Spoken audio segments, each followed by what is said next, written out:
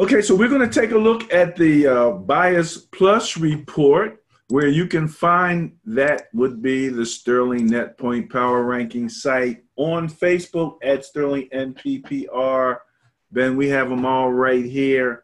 Let's go top to bottom. So kicking off, I think this is the Thursday night game.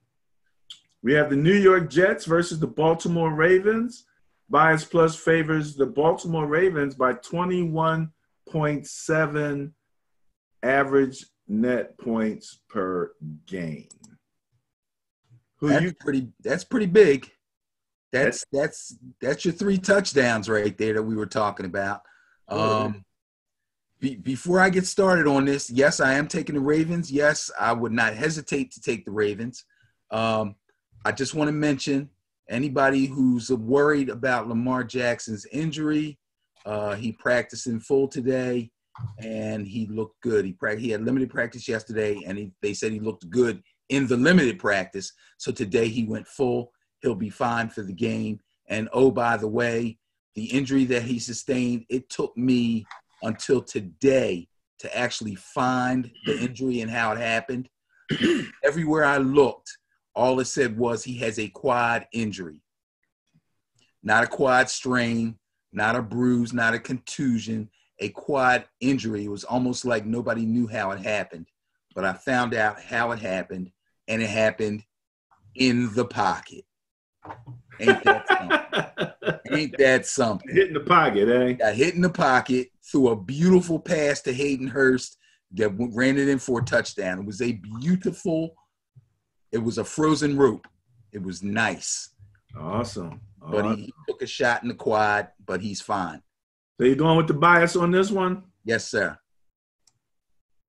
Minnesota Vikings at the LA Chargers.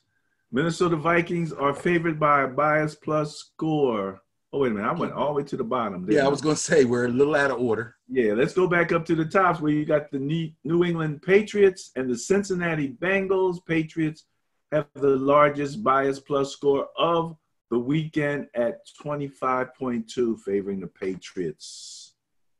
Okay, nothing much to see here. As bad as we talked about the Patriots relative to them over the last 3 games having a negative net point status, can they kind of get things at least going back in the right direction with the Bengals there? Absolutely, no doubt about it. They'll get it right. They had a little rough patch. They'll be fine. This game, the Bengals won't put up much resistance at all. Bengals won't put up much resistance. Tampa Bay Bucks versus the Detroit Lions. Tampa Bay is favored. Go ahead, Tampa Bay, only by 2.9 Bias Plus score. But favored is favored. They actually have the same Bias Plus in their favor as the Bears and the Packers. So let's just look at both of those teams. What do you think about them? Well, first of all, who you got in those cases? Well, I'm going to stick with the Bucks. I'm going to stick with Jameis. As long as he doesn't have a setback with his broken thumb, he should be able to throw the ball all over the Lions secondary. No big deal. They might even be able to get some rush yards out of some of those couple of, I was going to say something bad. They're running backs. They should get a little something out of their running backs. But I don't think Jameis will have any trouble shredding the Lions secondary. As far as the Bears and the Packers are concerned, that was the next game? Yep. And who's got the bias? Packers, right? Packers. Same Packers amount have the bias. 2.9 Bias Plus score. Okay. So after the first 3 games being something that I didn't even have to hardly think about, this one is a little scary. The Packers maybe they need a padded practice this week. They looked sloppy last week, and the Bears looked good. And this is a potential intriguing game of the week for me. I looked at this. I'm not surprised. This game is going to be intriguing. The Bears are feeling really, really good about themselves. And the Packers, although they've been playing defense pretty well this season, they've had their ups and downs.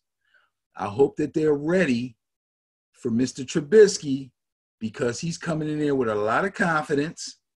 He's throwing the ball pretty well. Allen Robinson is going to be a tough cover for whoever has to cover him. And they're finally cranking up the rookie running back a little bit. I really think he should be getting more carries, but David Montgomery's a good back. He's going to be a good back, but they got to use him. So I really, really kind of would like to see the Bears win this game, but I'm going to go with the bias, and I'm going to take the Packers. All right.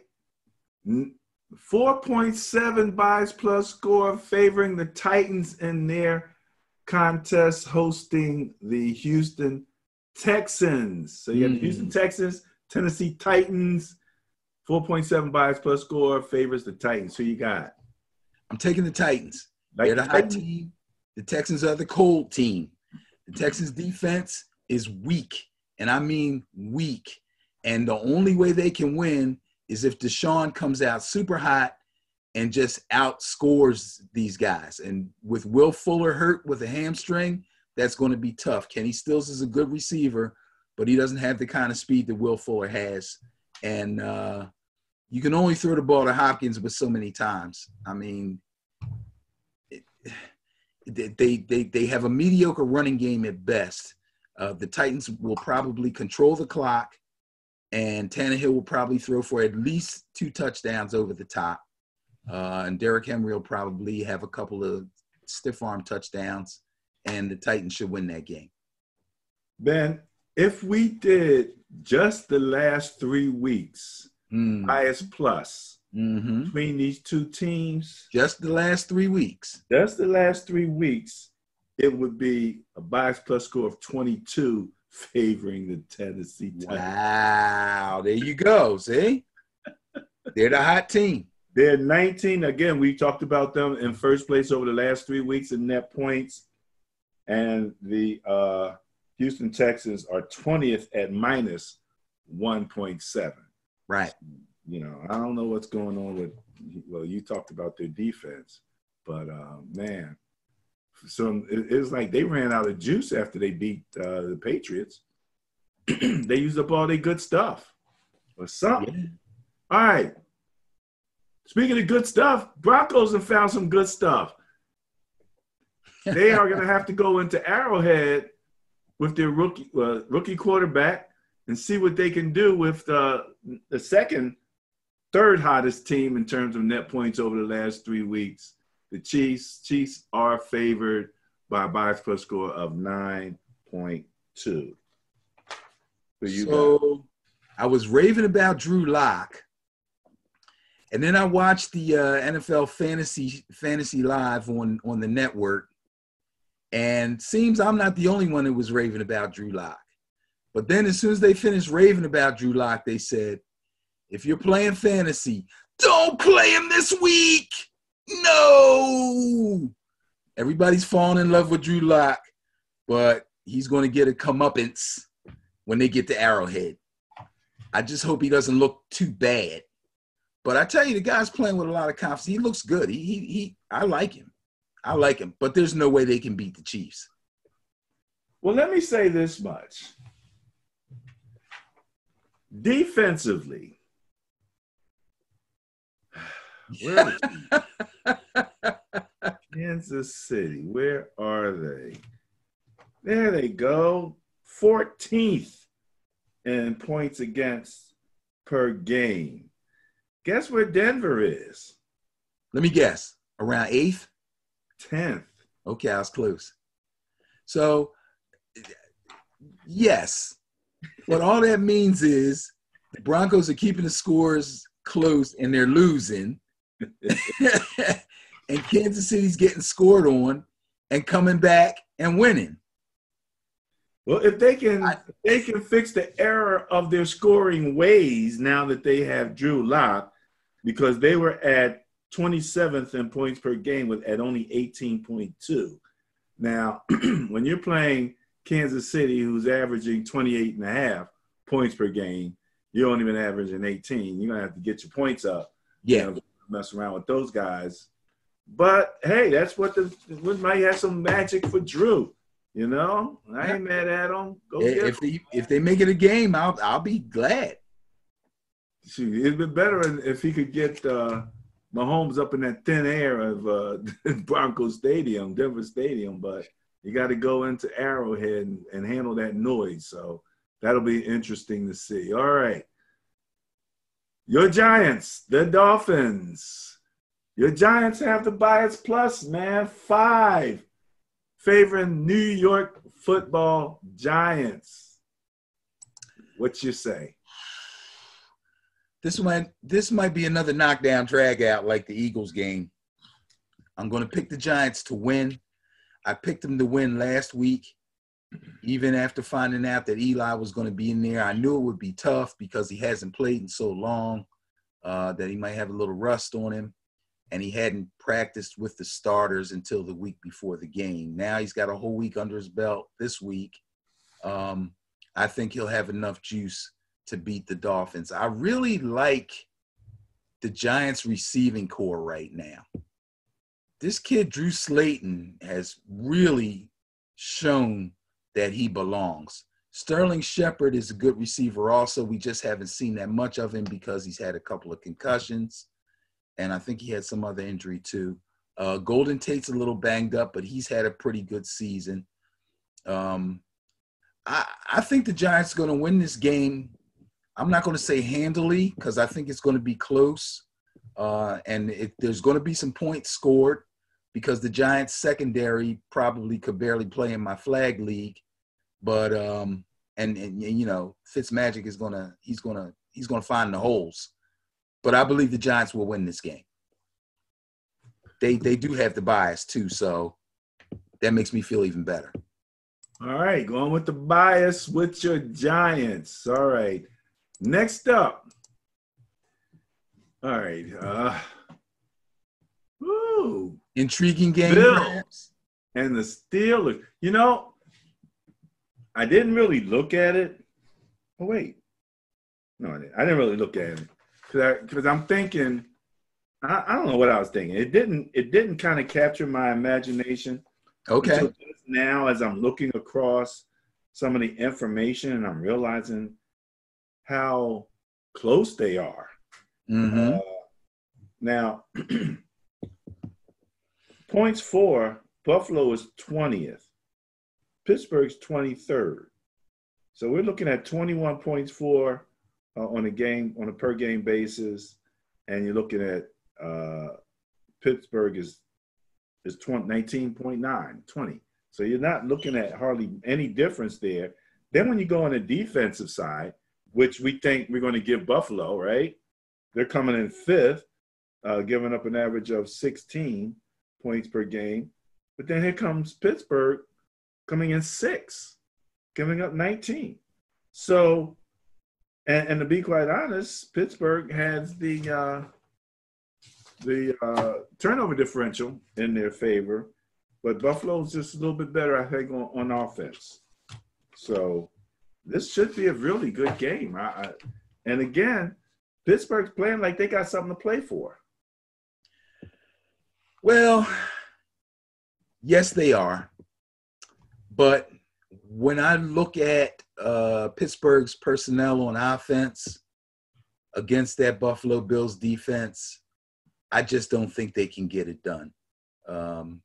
Devlin Hodges is throwing the ball well, but he's not a big-time down-the-field passer. Now, Smith-Schuster looks like he's going to be back to play in this game. Connor may be back also, but he's still a little shaky. But I think Juju's going to make it. So that'll be a plus for the Steelers. But the Bills, that shouldn't be a problem for the Bills. I really don't think that's going to be a problem for the Bills. And I think that offensively, they're going to do just enough to get by. So as close as they are in the power rankings, that's probably how close this game will be. But I'm going to go with the Buffalo Bills. You know, they actually, as I'm looking here, smallest bias plus score of the weekend at 2.8. Right. So, yeah, I think I might have actually looked at them. Philadelphia Washington. Philadelphia has a bias plus of 8.4. That's a nice bias plus in their favor. Who you got? I'm going to go with the Eagles. There's two games I'm afraid of. One of them I said was the Bears and the Packers. I'm also afraid of this game. And when I say afraid, I mean that my pick will be wrong. I feel real good about the other ones.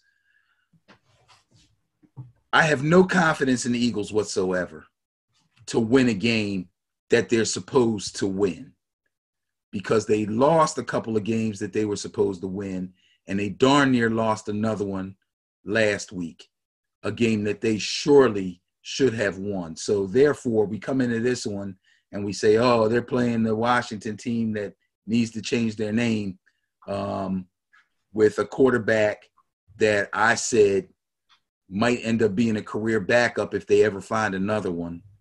I just don't like Dwayne Haskins. Believe me, if he turns it around, I'll be the first one to say I was wrong, but I just don't like that guy.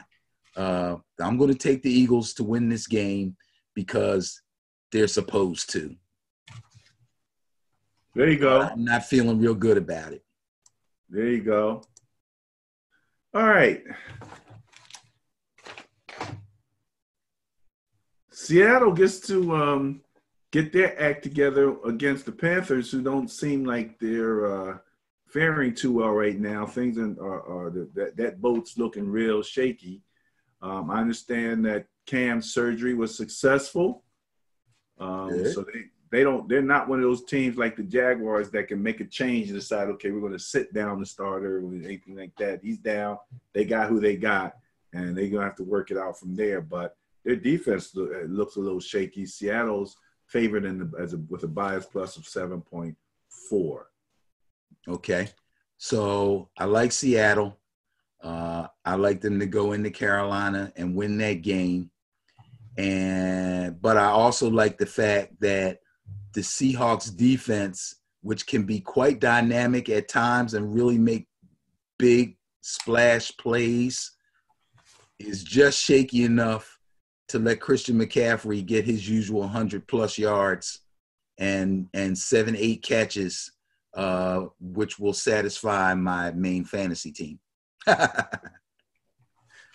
Okay, that I can see that. And as a matter of fact, just looking at the last three games for Carolina, they are ranked 29th net points over the last three games on average, with minus 10.3. Yeah, it's there's going to be a lot of changes down there.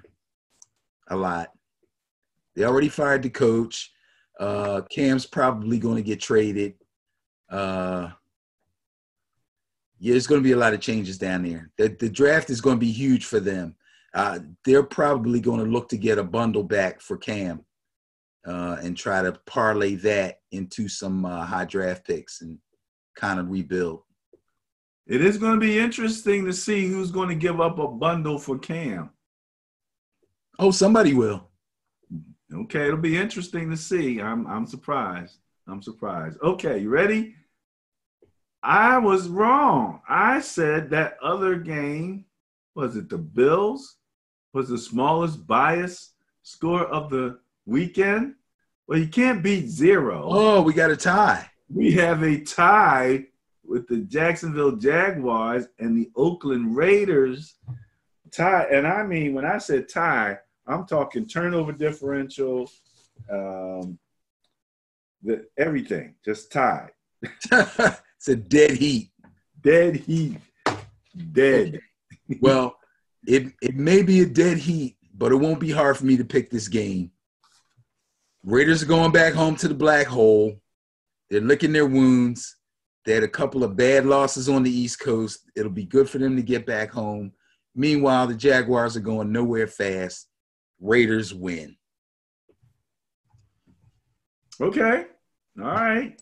You know, I like it when you're definitive, no doubt about it. Raiders win, he says. Is this, how close are we to the last game in the black hole now? We almost there. I haven't looked at this. Yeah, I don't know where they played. There's only 2 games left, so can't be much closer except, when the season ends. This will be an interesting game right here. Cleveland, Arizona. Cleveland had the net point bias at 6.4 in their favor, but Arizona has the turnover differential in their favor at 0.6. Young Kyler has done pretty well in securing the ball, but Cleveland has a bias plus of 5.8 in their favor. And again, there's never a lack of drama apparently coming out of Cleveland. Right. So I said every week that Baker Mayfield keeps his mouth shut and Beckham doesn't have any large issues, would be a good week for the Browns. So what does he do? He comes out and he starts talking about a teammate's injury and throws the medical staff under the bus. Of all the things to actually have something to say about, like if he was injured and playing injured and another player got on the podium and started talking about his injury, I don't think he would like that. But what's worse is you're talking about your medical staff like, I don't think they treated his injury properly. When did you become Dr. Welby? What is that for him to be told? Why don't you just keep it in football? Because guess what? When the media starts asking him questions about his girlfriend or what he ate for dinner or this or that, I was keeping football. Just talk about football. We just want to talk about football. So, dude, just talk about football.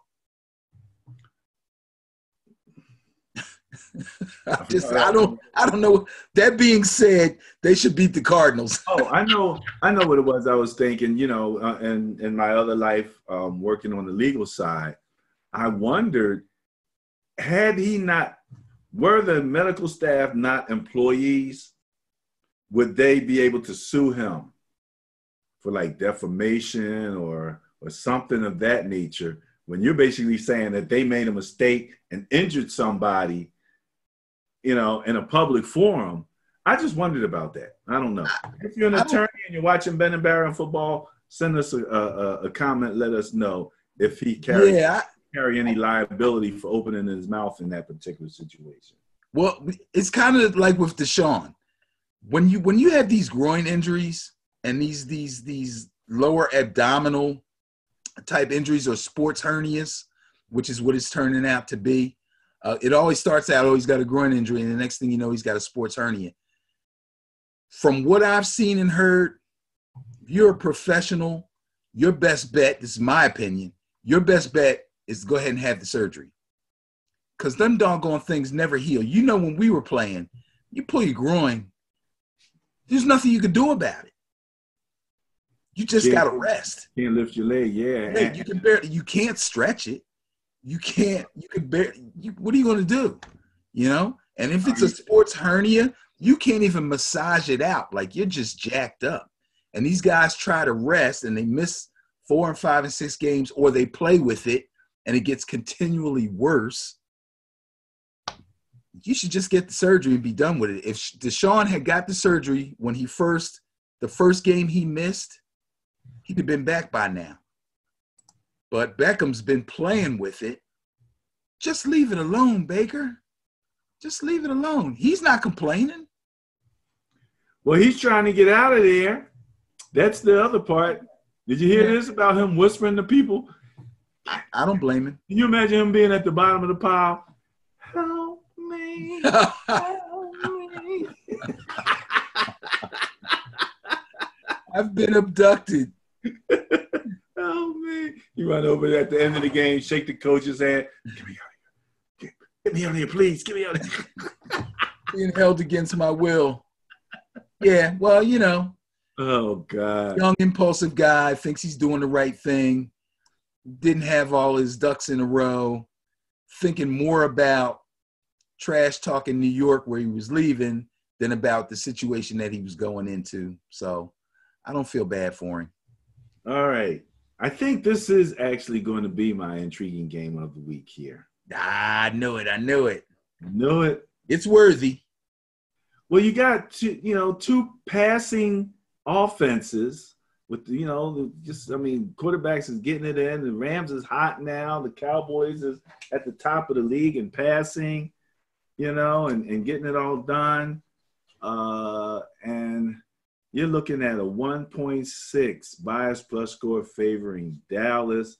But the Rams seem like the hot boys right now. Let me take a quick look in the last 3 games. Dallas is minus 7.3, and the Rams are 1.3 net points over the last 3 games. So it's the Rams that seem to have the momentum. Dallas has the net points because they had a few big wins, and they were, they got, but they haven't beaten a winning team yet. This is a winning team, right? Yes. The Rams? Yes. So, I'm intrigued. It's an NFC matchup. It might be one of the things. I don't know if you had a chance to see the blog that I wrote on the game last week, but I mentioned as far as especially the NFC is concerned, there's a volatility to the seeding for the playoffs, where, for example, when you had pointed out at one point my Niners were ranked 1. They lose a game, they drop all the way to 5. They don't go down one place, they go all the way to 5. Yes. Win against the Saints, bam, they're right back up to number 1. They're right back up there. And if they go to 5, and all of a sudden Dallas wins their division and they get a bye, we might wind up playing Dallas. Dallas. Wind up playing in Dallas after they get a bye. Or we could wind up playing the Rams, who seem to be on a hot trajectory. And with an offense, I think our defense probably resembles the Seattle a little bit. I think we might have some more speed and a little more dogs going on in terms of numbers on our defensive front 7 than Seattle. But I mean, the way the Rams dissected them guys, man, you gotta look at them with a little suspicion that they could be dangerous. Well, I'll tell you this. Once again, let's remember that the Cowboys have not beaten a team with a winning record. The Rams have a winning record. I picked Dallas to beat the Bears last week. I believe the Bears were 500 at the time. So they still haven't beaten a team with a winning record. Right.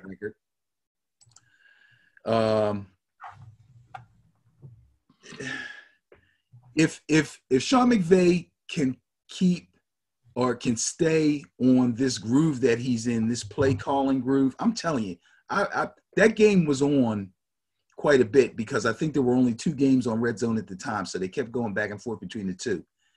I mean, he had that team on the ropes. Like, they didn't know what was coming. He ran when he should have passed. He passed when he should have ran. Obvious downs. He did this. He did that. I mean, he was really in a groove. If he can stay in that groove, the Cowboys really don't stand a chance. They haven't beaten a team that has a winning record.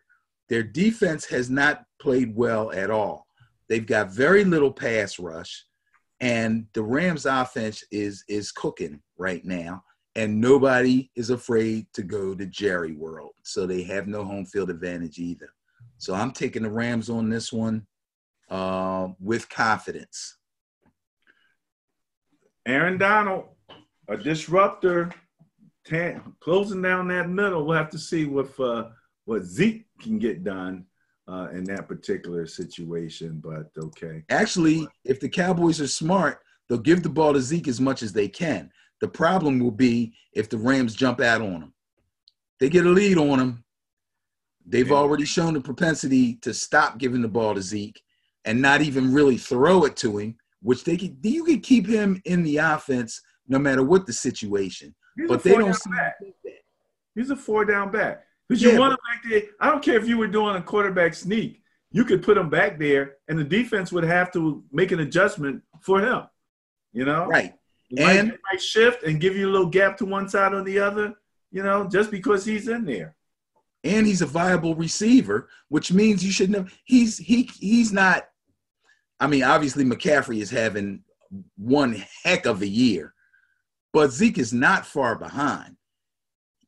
You got to use him in the passing game. What happened to that in that play where Dak threw the ball to this other running back that came off the bench somewhere. He never even looked back for the ball. It was like he's running the pattern. I don't know where he was going. He was running deep or something, and Dak just throws it out in the flat, and it just bounces along in the ground because the guy he's turning up like this, and Dak's throwing it like he was going to go out and turn around and wait for the pass. And it didn't happen. So, I don't even know why that guy. I don't know if that guy's a rookie or a first-year player or a practice player. I did not recognize his name. It wasn't Pollard, who was the normal backup, and the guy who was starting while Zeke was out. It was somebody else. But he obviously had a wheel route, and what you tell guys is you run your wheel and the guy's playing off you, look for the ball so you can catch it on the run. He tried to wheel and run past the DB, who had already given up a pretty large cushion. So it'd be crazy for Dak to hold the ball and try to wait and see, can this guy outrun him? When I could just throw it out there to him, he knew he didn't turn around. He threw it at his back. Guy would have got him killed. All right. My beloved 49ers will be hosting the Atlanta Falcons. They have a nice, healthy bias plus in their favor of 17 point. Is that a 3 or a 2? What am I looking at there? Looks like 17.2. Who you got? I got the 49ers at home. The only thing I would worry about, I don't even want to call it worry, but the only thing I would be cautious about is the Falcons offense can get rolling on you if you're not careful. That being said, if they can handle the run, which I don't think they'll have any trouble handling the Falcons' run, then all you got to do is send the house at Matt Ryan and he'll crumble. Now, on the downside for the Niners, you got 3 major injuries, right? Right. The center, your starting center's out for the season. D Ford, one of your top DNs, is going to be out for, they're saying multiple weeks or 2 weeks possibly. Okay. With a hamstring, and Richard Sherman is out with a hamstring. Oh, Sherman is out? Sherman's out. I doubt if he plays this week. He may come back next week. But stranger things have happened. But the initial report was it looked like a 2-weeker. Like he pulled it pretty good. And again, the Falcons' offense is dangerous. Now, Julio Jones is not 100%, and Calvin Ridley is out. So that kind of bodes well for the Niners. The threat of the two of them being healthy would be pretty great. But without them both being healthy and one actually being completely out, you guys shouldn't have too much trouble. All righty. Vikings, Chargers. Minnesota Vikings have the bias plus at 6.2 in their favor against the Chargers, who just had the big win. But between the efficiency of Kirk Cousins and the number one rushing attack in the NFL with Dalvin Cook, I'm actually almost surprised that it's as small as it is. Well, I think we just said something, or you just said something a little while ago about the Chargers defense being surprisingly fairly strong in the points against department. I'm going to take the Vikings. Yeah, I'm going to take the Vikings in this. Dalvin Cook looked pretty good last week coming off the injury. Now he's got another week to get himself even, in better shape. The kid Madison is a viable backup, so they don't have to run Dalvin Cook into the ground now. And the Vikings are just, man for man, they're just better than the Chargers. Plus, Thielen's coming back. So even if they don't target Thielen a lot, that bodes well for Kyle Rudolph and Diggs. So, yeah, I think the Vikings got this one covered. All right, that's the Sunday night game. So we'll get a chance to sit back and watch that in all of its intimate detail. Because we won't be sharing the screen as we do on Red Zone generally when we're watching like 4 or 5 or more games. And just to mention, the Jacksonville, Oakland, the Cleveland, Arizona, the Rams, Dallas, and Atlanta, San Fran. That's all in that 4 o'clock area. So then you got your Sunday night game with Minnesota and the Chargers. Monday night, Indianapolis Colts, New Orleans Saints. Not a big bias favoring the Saints at 4.4, but it is a bias in their favor nonetheless. Who you got? Well, Saints are home, so that's a good thing. That loss to the Niners really hurt. That really hurt them guys. I mean, they put the camera on a couple of Saints players that were sitting on the bench, and it looked like they had lost the Super Bowl. I mean, they were hurting. I know Drew Brees, after that drive he put on to take the lead, that was a shattering defeat for them. So I was kind of thinking if the Colts are going to show any signs of life, this will be the week that they have to do it against a good team. But I think the Saints are going to blow them out. I think they're going to blow them out. Blow them out. And you're probably right. I mean, the Colts, they're stumbling a little bit. They are hurt. New Orleans. What did you think about the fake punt pass offensive or defensive pass interference call? Did you see that play? I think that sucks. You think but it was the rule, though. It was the actual rule. That's what I was going to say. There is an actual rule that says we will not call pass interference on a fake punt. It's an offensive pass play. Well, they're trying to – I understood the logic behind it in terms of what that outside gunner, his back is to the ball, he's not looking back. So that, they put that in there because they didn't – it would always probably be pass interference because he's not looking for the ball. He's looking to cover a punt. So it is interesting. It's so he's going to automatically be hitting the guy as he goes downfield. That's what he's supposed to do. So he's easily baited into – I got you. But here it is. Again, we're in New Orleans with a strange call, and everybody's sitting there with their eyes like, huh? What? Yeah, exactly. Did you see that guy? Did you see what he did? Yeah, okay. You're right. I can understand that. It's amazing. But who do you have? You got the Saints? I got the Saints in a big-time blowout. You think they're going to knock those guys? They're going to crush them.